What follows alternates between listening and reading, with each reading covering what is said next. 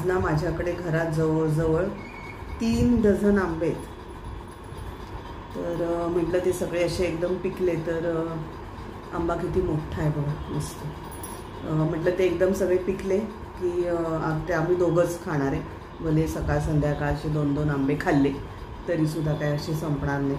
तर आणि ते चव उतरली की मजा नाही येत, तर म्हणून मी आता काय करते की हे आंबे ना असे छान याची सालं काढणार, स्लाइस करणार आणि फ्रीजरमध्ये ठेवणार।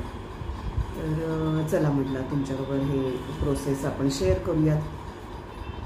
दरवेळेस ठेवते मी असे आंबे, छान राहतात। आणि आंब्यांचं म्हणाल तर जसं आंबा हा त्याला सुगंधी सुमधुर असं हा फळ आहे, हे फळ आहे, आंब्यांचा राजा आहे तो। आणि शरीराला मनाला ते शांती मिळते, सुख मिळतं, आनंद मिळतं हे फळ खाऊन। आणि निसर्गानेच ही त्याची अशी काय म्हणतात निर्मिती केली आहे की उन्हाळ्यात जसं शरीराला थंडाव्याची गरज असते, रसाची गरज असते, काय म्हणतात म्हणून ते सुमधुर गर असलेलं आणि परत त्याच्यात रस असलेलं असं हे फळ आहे। वात पित्तावर सुद्धा ते फार गुणकारी आहे। त्याच्याने आंबा हा जरा पचायला जड असतो आणि त्यामुळे तो आपली पचनक्रिया मंदावते संध्याकाळनंतर, त्यामुळे त्याच्या आधीच खाऊन घ्यावा, लिमिटमध्ये खावा। शरीराला चांगल्या उत्तम गुण आहे, हृदयाला चांगला, त्याच्यानंतर स्किनसाठी चांगला, डोळे कोरडे पडतात त्याच्यावर आंबा चांगला गुणकारी आहे। आणि लोकल फळ जसं मिळत असेल आपल्या आजूबाजूला असतील रसाळ आंबे तर ते पण खावे। आता रसाळ आंबे हे थोडे उशिरा येतात, आधी हापूस आंबे येतात, म्हणजे गर ज्याला खूप येतो। आणि जास्त गर असलेले आंबे पचायला जड असतात म्हणतात, आणि रसाचे आंबे पचायला हलके असतात। शुगर ज्यांना ब्लड शुगर आहे त्यांनी पण रस खाण्याच्या ऐवजी आंब्याच्या फोडी करून खाव्या असं म्हणतात। आणि त्याच्यात खनिज आहे, प्रथिनं आहेत, प्रोटीन आहे आणि काय काय बाकी जे गुण आहेत ते, तर ते याच्यासाठी की इम्युनिटी बूस्टर आहे हे। आणि उन्हाळ्यानंतर जो उन्हाळ्यात पण काही ना काही आजार होण्यासारखे असतात, त्याच्यानंतर उन्हाळ्यानंतर महत्त्वाचा आहे तो पावसाळा, आणि त्याच्यातही म्हणतात खूप आपल्याला आपण म्हणतो की सर्दी खोकला आणि असे काही ना काही आजार स्किन रिलेटेड होतात, तर त्याच्या पावसाळ्याच्या आधीचं हे शरीर आपलं एकदम चांगलं ठणठणीत राहावं त्याच्यासाठी निसर्गाने ही आंब्यांची सोय केलेली आहे, गुणकारी अशा आंब्याची असं म्हणतात आयुर्वेदात। आणि इम्युनिटी वाढते आंबा खाल्ल्याने। आणि बऱ्याच जणांकडूनही आपण ऐकतो की नाही आंबा खावा वर्षभर आजार होत नाही असं म्हणतात, तर ते त्याच्यासाठी की इम्युनिटी बूस्टर आहे। आणि अर्थातच गोड फळ आहे, शक्तिवर्धक आहे, आणि मनाला खरंच समाधान, डोळ्यांना समाधान, मनाला समाधान, शरीराला समाधान, खाल्लं की किती छान वाटतं। तसेच हे आंबे जे आता आणलेत ना संजूने ते खरोखर खूपच मस्त आहे।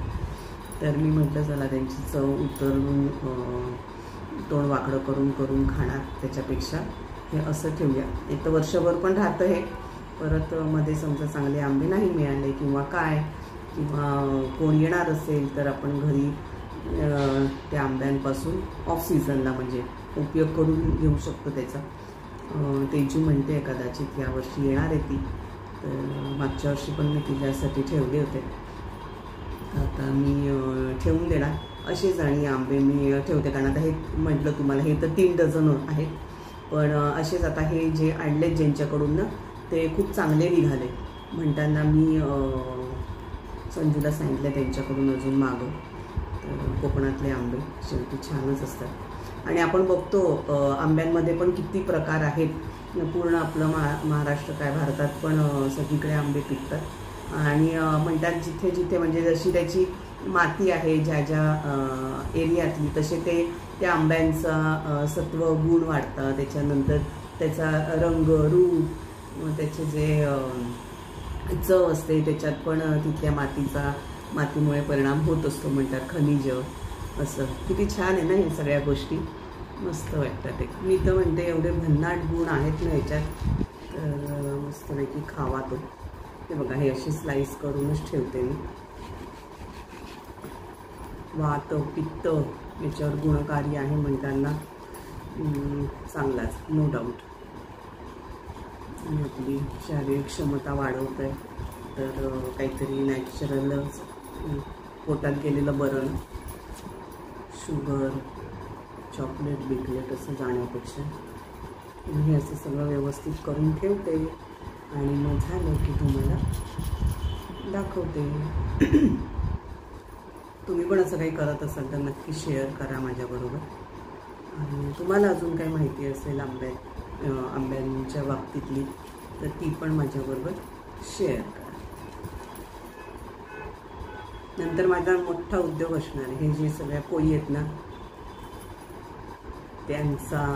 ते खाण्याचा अधिकार पूर्ण माझा असणार आहे. मजा येते ना. चला, सगळं काम झालं की भेटते तुम्हाला. हे बघा, आता ह्याच्यात हे असे 6 आंबे मावले आहेत माझे. तर मी आता ह्या डब्यातच ठेवणार. एकाच डब्यात हे 6 आंब्यांचा जो स्लाइस करून ठेवले ते.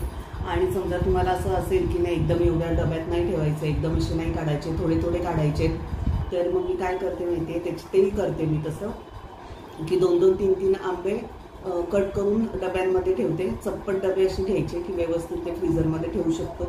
आता मी हे जवळजवळ 6 आंबे ह्याच्यात ठेवले, तर मला काही एवढ्यात काढायचेच नाही आहेत हे आंबे, कारण सध्या आंब्यांचा सीझन आहे, तर आम्ही तेच आणून खाऊ शकतो. पण तुम्हाला असं असेल की नाही, आपल्यालाच घरात खायला हवे आंबे संपल्यानंतर लगेचच, तर 2च जण असाल तर 2-2, 3-3 आंब्यांचा गर काढून असा वेगवेगळा ठेवायचा. काही काही जण एकदमच एकाच वेळेस भरपूर ठेवणार. जसं माझी मैत्रीण बोलली की मागच्या वेळेस मी एकदम ठेवले ते फ्रीझरची जी पिशवी असते ना त्याच्यामध्ये, तर मला मग ते एकदम वापरायलाही लागले आणि मग त्याचा उपयोग नाही. तर त्याच्यापेक्षा काय म्हणायचं मला समजलं ना, की जेवढं हवं तेवढंच 2-2, 3-3 आंबेसुद्धा तुम्ही कट करून फ्रीझरमध्ये ठेवू शकतात.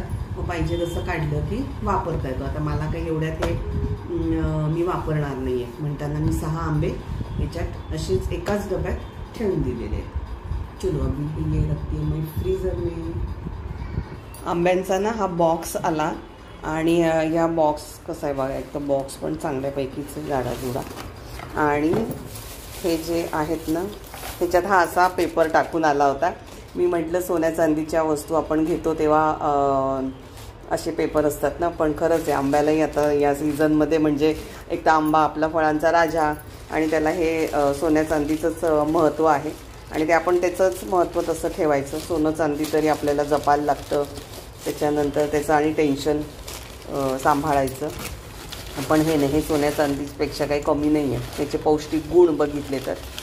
आणि हे बघा असं केवढा मोठाच्या मोठा आंबा आहे हा, छान वाटतो एकदम बघायला असं. आणि एकदम आठवलं मला, तर म्हटलं चला हे तुम्हाला दाखवते. आणि इकडे ना माझ्याकडे हे आंबे आहेत अजून. हे त्या दिवशी मी गेली होती बाजारात, तर त्या एक ताई बसल्या होत्या सफाळ्याचे आंबे घेऊन, तर मी त्यांच्याकडनं घेतले. 12 आंबे घेतले, छान निघाले ते पण. आणि साल तर इतकं मस्त पातळ आहे ना त्याचं, ती मी सालासकट खाल्ले ते. आणि बरोबर आहे, सालातच जास्त आपण म्हणतो ना पौष्टिक गुण असतं सालातही, तसं मी जसं आपण हे आंब्यांचं महत्त्व आहे तसं आपलं आंब्यांच्या पानाचं तर आयुर्वेदिक महत्त्व आहेच, प्लस आपलं धार्मिक पण आहे. आणि कोळी आंब्याची पानं एकदम अशी खाल्ली ना की छान त्याचं स्वाद छान आणि चव पण छान येते. मग अशी तर मी तुम्हाला आंब्याची माहिती दिलीच आहे बऱ्यापैकी, पण आंबे उष्ण नाही. बरीच लोक म्हणतात ते आंबे उष्ण आहे, फोड येतात त्याच्याने, त्यामुळे आम्ही खात नाही वगैरे असं. पण आंबे उष्ण कधी, तर आंबे खाताना प्रिकॉशन्स घ्यायची व्यवस्थित. एक तर आपली ट्रॅडिशनल मेथड आहे की आंबे पाण्यात आधी भिजत ठेवायचे, त्याच्यानंतर रस खात असू तर त्याच्यात चिमूटभर सुंठ पावडर, काही काही ठिकाणी कोकणा बिकणात मिरीची पण पूड टाकतात असं, तर ती काळजी घेतली पाहिजे. आणि जास्त आंबा खाल्ला तर तो त्रासदायकच आहे, नो डाऊट. त्याच्यामुळे आपलं त्याचे पौष्टिक गुण मिळवण्यासाठी तो लिमिटमध्येच खायचा, कारण जास्त खाल्ला तर परत पोट बिघडतं, डिसेंट्री होते, अपचन, गॅस होतं. त्याच्यापेक्षा आपलं जी ट्रॅडिशनल मेथड आहे त्याप्रमाणे आंबे खावे. आणि आज माझा अवतार बघा, आज मी घरी आहे त्यामुळे आज भरपूर कामं माझी केली. एक तर शेंगदाणे वगैरे भाजून ठेवायचे होते, कूट करायचा होता, सुकं खोबरं किसलं, ते भाजून ठेवलं आणि आता हे आंब्यांचं हे सगळी तयारी म्हणजे प्रिझर्व करून ठेवले आंबे हे सगळं. त्यामुळे आज मी अशी तुम्हाला अवतारातच दिसते आहे. काही हरकत नाही, घरात हे असंच असतं. The next day. काजू भाजायला घेतलेत. परत तेच की काजूची थोडी माहिती घेतली. तर काजू कधी भिजत घालून म्हणजे रात्रभर किंवा दिवसभर 7 ते 8 तास भिजत घालून खावे किंवा असे परतून खावे. आणि स्निग्धता आहे त्याच्यात. जास्त काजू खाल्ले तर कोलेस्ट्रॉल वाढतं, त्याचा त्रास होतो. कोलेस्ट्रॉल वाढतं म्हणजे स्निग्धता आहे, त्यामुळे कॅलरीज वाढतात आणि कोलेस्ट्रॉल अर्थातच त्याच्यामुळे वाढतं. पण काजू लिमिटमध्ये खाल्ले म्हणजे 4-5 काजू तर काही हरकत नाही. अगदी रोज असं नाही, कधीतरी. आणि चवीला छान येते. शुगर, ब्लड शुगर, डायबिटीसवाल्यांना पण काही तसे घातक नाही आहे. पण 40 नंतर नाही खाऊ जास्त म्हणतात. एक 4-5 ठीक आहे. आणि ज्यांना वजन वाढवायचं आहे, रात्रीची शांत झोप लागत नाही, त्यांना रात्री काजूची पावडर दुधात उकळून घेऊ शकतात. आणि बाकी काजू स्किनला, डोळ्यांना, बुद्धीला, हाडांना चांगला आहे म्हणताना कधीतरी खावं. मलाही काजू खायला आवडतो. पण मग ही सगळी माहिती बघितल्यानंतर मी विचार केला की चला थोडेफार आपण भाजून ठेवूयात, म्हणजे असे कधी वाटले तर 4-5 खाऊ शकतो. पचायला जड आहे अर्थातच, काजू उष्ण आहे. आणि पण जसं मी म्हटलं तसं डोळ्यांचा कोरडेपणा कमी करतं आणि थकवा कमी करतं. थकव्यावर उपाय आहे. मला तर मी मागे एक काजूचा तुम्हाला अनुभव शेअर केला आहे, तो तुम्ही बघितला नसेल व्हिडिओ तर नक्की मागे जाऊन बघा. आणि अगदी माझा फार छान अनुभव त्याच्यात मी शेअर केला आहे काजूच्या गुणाबद्दल. आणि वजन नक्कीच वाढतं. त्याच्यानंतर कॅलरीज आहेत काजूमध्ये जास्त खाल्ल्या तर, त्यामुळे जपून खावा, काही हरकत नाही. कधीतरी 4-5 काजू खाल्ले तर, पण पाण्यात भिजवून किंवा भाजून खावे. म्हणून मी म्हटलं चला हे थोडेसे भाजून ठेवते, कारण संजूलाही सवय, मलाही सवय 1-2-4 काजू तोंडात टाकायचे. रोज नाही, कधीतरी. अर्थात आता माझे डाएट चालू झाल्यापासून, वजन मी जेव्हा कमी करायला घेतलं तेव्हापासून तर नाहीच. पण अगदी सगळ्या गोष्टी अशा काय म्हणतात ना, बिलकुल बंद करायच्या असं नाही. कधीतरी काहीतरी प्रमाणात व्यवस्थित खावं, व्यवस्थित वेळेत खावं. तसंच हे जड आहे काजू पण पचायला म्हणताना ते दिवसा खाऊन घ्यावे.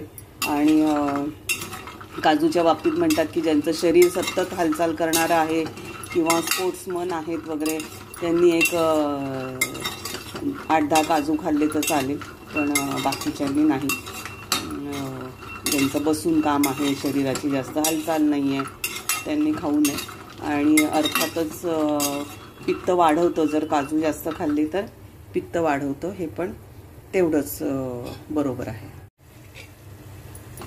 काजूना आणि प्लेनच खावे. प्लेन म्हणजे साधे, त्याला मीठ किंवा मसाला लावून नाही खायचे, कारण मीठ मसाला लावला की ते जास्त चटपटीत लागतात आणि 4-5च्या ऐवजी मग ते वाटीभर होतात आणि मग त्याचा त्रास होणार. पचायला जड आहे म्हणताना कॉन्स्टिपेशन होऊ शकतं. म्हणताना असे साधे किंवा भिजवलेले किंवा असे जरा शॅलो फ्राय करून घेतलेले काजू खायला लिमिटमध्ये, वेळेत योग्य. तर ही मी माहिती घेते, तुमच्यावर शेअर करते. तुम्ही पण नक्की काय म्हणतात ना, क्रॉस चेक करून घ्या, कारण मी काय त्यातली अगदी मास्टर आहे असं नाही. जी आयुर्वेदिक माहिती उपलब्ध आहे त्याच्यावरून मी तुमच्याबरोबर शेअर करत असते की तुम्हालाही काय फायदा झाला तर होईल. पण तुम्ही पण एकदा ती व्यवस्थित चेक करून घ्या आणि मगच तुम्ही फॉलो करा या गोष्टी.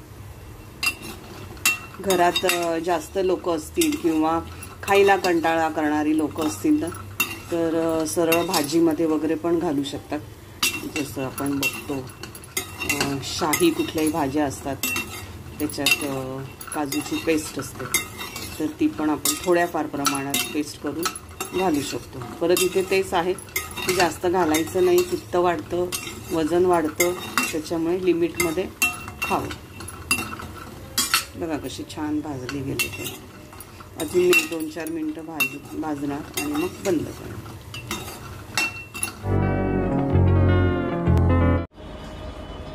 हल्ली ना मी सब्जा आणि लिंबाचं सरबत म्हणजे फक्त एक अख्खं लिंबू, हल्ली ते काय लिंबात तेवढा रस नसतो म्हणताना छोटं लिंबू, 1 चमचा सब्जा आणि 1 ग्लास पाणी, 1 लिंबाचा रस आणि चिमूटभर मीठ असं टाकून घेत असते. तर मी म्हटलं चला आज ह्या संदर्भात थोडीशी माहिती तुमच्याबरोबर मी शेअर करते. तर एकीकडे सरबत पिता पिता आपण ही माहिती जी मी गोळा केली आहे तर ती किंवा जी माहिती मी घेतलेली आहे ती तुमच्याबरोबर मस्तपैकी शेअर करते. आहे वन तुळशीचं बी आहे आणि ते जवळजवळ 10 ते 15 मिनटं पाण्यात टाकून किंवा दुधात भिजत घातल्याशिवाय ते खाऊ नये. आणि मधुर आहे, शीत आहे, स्निग्ध आहे, पचायला जड आहे, तसेच उष्णता कमी करतं. लघवी किंवा पोट रिलेटेड आपले काही प्रॉब्लेम्स असतील तर ते पण ते दूर करतं. शरीराची हातापायांची जळजळ कमी होते त्याच्यामुळे. आणि फायबर खूप आहे ह्याच्यात, त्यामुळे शरीरातल्या कोरडेपणा कमी करतो, शारीरिक झीज भरून काढतो. विटॅमिन आणि खनिजे भरपूर आहेत. केस, नख, स्किन यांच्यासाठी चांगलं. स्निग्धता आहे, पण एक लक्षात ठेवायचं, स्निग्धता आहे कुठल्याही खाद्यपदार्थात तर ते खाल्लं की भले किती पौष्टिक असू दे किंवा फायदेशीर असेल ना, पण तरीसुद्धा ते खाल्लं की लगेच बसून राहू नये किंवा झोपू नये, आळसपणा करू नये. ते स्निग्ध आहे म्हणजे पचायला जड आहे, तर त्याच्यासाठी थोडंफार हालचाल करणं, चालणं हे आवश्यक आहे. आणि सब्जामध्ये ओमेगा फॅटी ॲसिड पण चांगल्या प्रमाणात आहे.